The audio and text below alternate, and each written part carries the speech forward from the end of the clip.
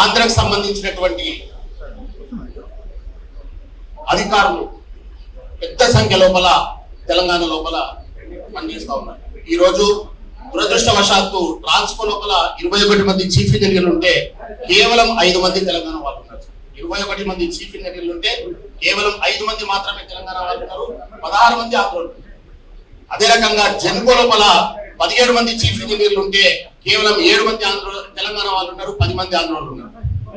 Superintending ఇంజనీర్లు జెన్కోల 36 మందిలో 30 మంది ఆంధ్ర వాళ్ళు. ఈ రోజు జెన్కో లోపల డైరెక్టర్లు కావచ్చు, తెలంగాణ లోపల ఏ రోజు పనిచేయని వాళ్ళని తీసుకొచ్చి 2 డైరెక్టర్లను నియమించినారు. ఒక డైరెక్టర్ అయితే ఎలక్ట్రికల్ ఇంజనీర్ కూడా కాదు, ఆయన సింగరేణి లోపల జనరల్ మేనేజర్ క్యాడర్ లోపల పనిచేసి రిటైర్ అయినటువంటి జనరల్ మేనేజర్.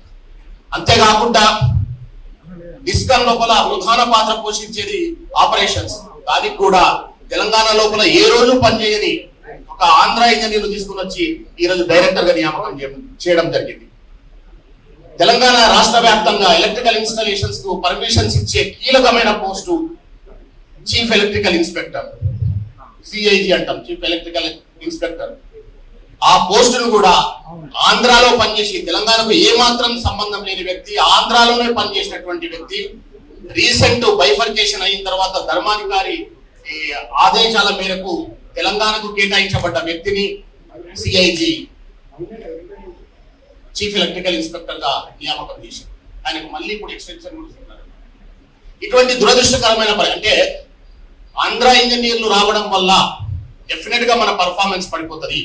మీరు అబ్జర్వ్ చేయండి, ఈ మధ్య కాలం లోపల ట్రాన్స్కోలో కానీ జెన్కోలో కానివ్వండి, లేకపోతే డిస్కమ్లలో కానివ్వండి, సరిపోయినటువంటి ఇన్ఫ్రాస్ట్రక్చర్ డెవలప్మెంట్ జరుగుతలేదు.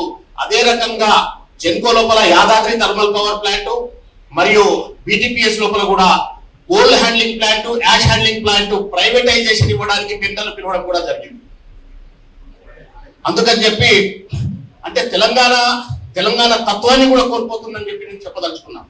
ఎందుకంటే మనకున్నటువంటి కన్సర్న్ మన ప్రజల పట్ల, మన రైతుల పట్ల, మన ప్రజానికం పట్ల మనకున్నటువంటి కన్సర్న్ వాళ్ళకు ఉండదు. కాబట్టి తెలంగాణ వారిని మంచి కీలకమైన పోస్టులలో నియమించాలని చెప్పి ఈ ప్రభుత్వాన్ని నేను విజ్ఞప్తి చేస్తా ఉన్నాను.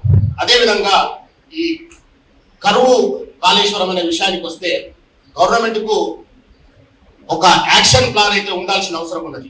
మనం ఇంతకుముందు 97, 98 లోపల తీవ్రమైన కరువు పరిస్థితులను ఎదుర్కొన్నాం, దుర్భిక్షమైన పరిస్థితులను ఎదుర్కొన్నాం. ఈ రోజు ఎలక్ట్రికల్ డిపార్ట్మెంట్ కానివ్వండి, ఇరిగేషన్ డిపార్ట్మెంట్ గురించి కానివ్వండి, ఈ వాటర్ సప్లై డిపార్ట్మెంట్ గురించి కానివ్వండి, గవర్నమెంట్ ఒక పర్ఫెక్ట్ ఒక అనాలిసిస్, ఒక యాక్షన్ ప్లాన్, ఏ పరిస్థితులు వస్తే ఎట్లా తట్టుకోవాలి. పొద్దుగాల వాటర్ లెవెల్ బాగా పడిపోయి అగ్రికల్చర్ కన్సంప్షన్ బాగా పెరిగిపోయి రైతులకు నీళ్లు అందక, ఇక్కడ ఇరిగేషన్ ప్రాజెక్టులలో నీళ్లు లేక ఒక విచిత్రమైన, ఒక విషాదకరమైన పరిస్థితులు ఏర్పడినప్పుడు రైతులను ఆదుకోవడానికి మన దగ్గర ఉన్నటువంటి యాక్షన్ ప్లాన్ ఏంటి, ప్రణాళిక ఏంటి, దానికి సంబంధించినటువంటి సన్నద్ధత ఏంటి, గతం లోపల పాండమిక్ కరోనా వచ్చినప్పుడు ఎటువంటి సన్నద్ధత కోసం అయితే గవర్నమెంట్స్ కేంద్ర రాష్ట్ర ప్రభుత్వాలు చేసినాయో అటువంటి ప్రిపరేషన్ చేయాల్సిన అవసరం ఉన్నది. అదేవిధంగా ఇక చివరి అంశం ఒకటి చెప్పి నేను ముగిస్తాను. రిటైర్డ్ ఇంజనీర్స్ సోదరులందరూ కలిసి రాష్ట్ర ప్రభుత్వానికి చేసిన విజ్ఞప్తి మీద రాష్ట్ర ప్రభుత్వము, రాష్ట్ర ప్రభుత్వాధినేత స్పందించిన తీరు పట్ల ఈరోజు తెలంగాణ సమాజం నిజంగా బాధపడుతుంది. తెలంగాణ సమాజం నిజంగా ఆవేదన చెందుతుంది. తెలంగాణలో ఉండాల్సిన పరిస్థితి ఇది కాదని మటుకు ఖచ్చితంగా చెప్పవచ్చు.